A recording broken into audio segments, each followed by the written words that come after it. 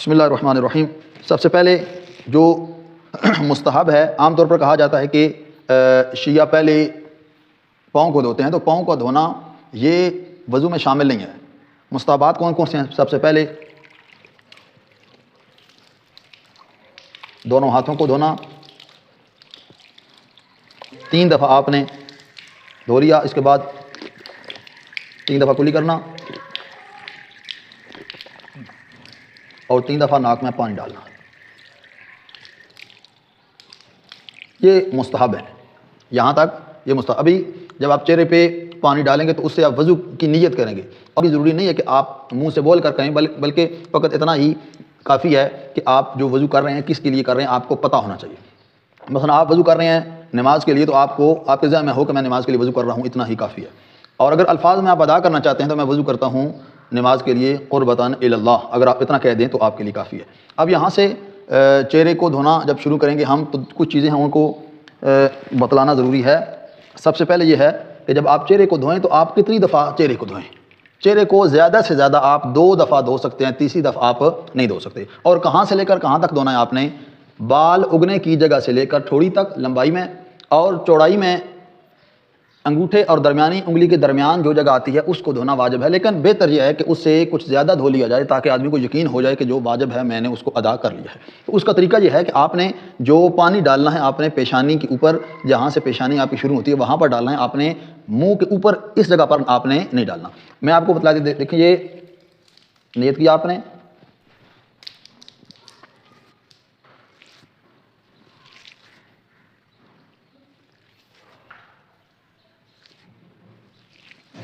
آپ یقین کر لیں کہ تاکہ کوئی جگہ خشک نہ رہے۔ یہ پہلے واجب تھا، ابھی یہ مستحب ہے۔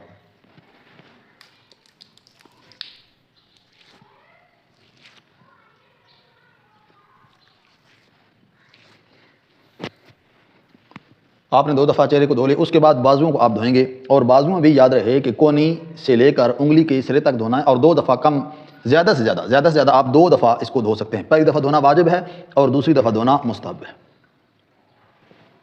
اس کے لیے بھی آپ نے بالکل جو کونی جہاں سے شروع ہوتی ہے وہاں سے آپ نے اس کو دھونا شروع کیا۔ پانی جو آپ نے ڈالا ہے وہ اوپر سے نیچے تاکہ جائے، کوئی جگہ خشک نہ رہے، اور انگلی کے یہ جو آخری سرا ہے انگلی کا یہاں تک دھونا واجب ہے۔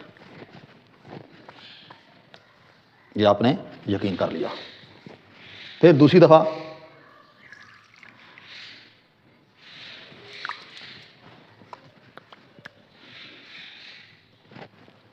بس، اس کے علاوہ تیسری دفعہ آپ نہیں ڈال سکتے۔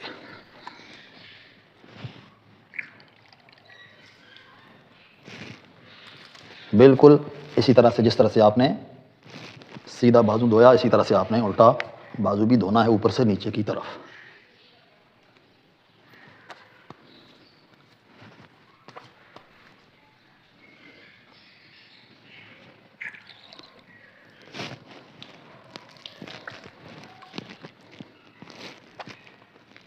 اگر 1 دفعہ دھو لیں پھر بھی کافی ہے، اور زیادہ سے زیادہ آپ 2 دفعہ بازوؤں کو اور چہرے کو دھو سکتے ہیں۔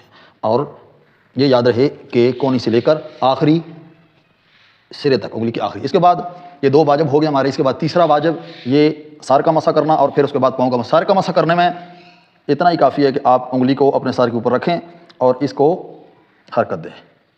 آپ نے سر کو حرکت نہیں دینی، انگلی کو حرکت دینی ہے، اور پیشانی کے اوپر بھی انگلی کو نہیں لے کر آنا۔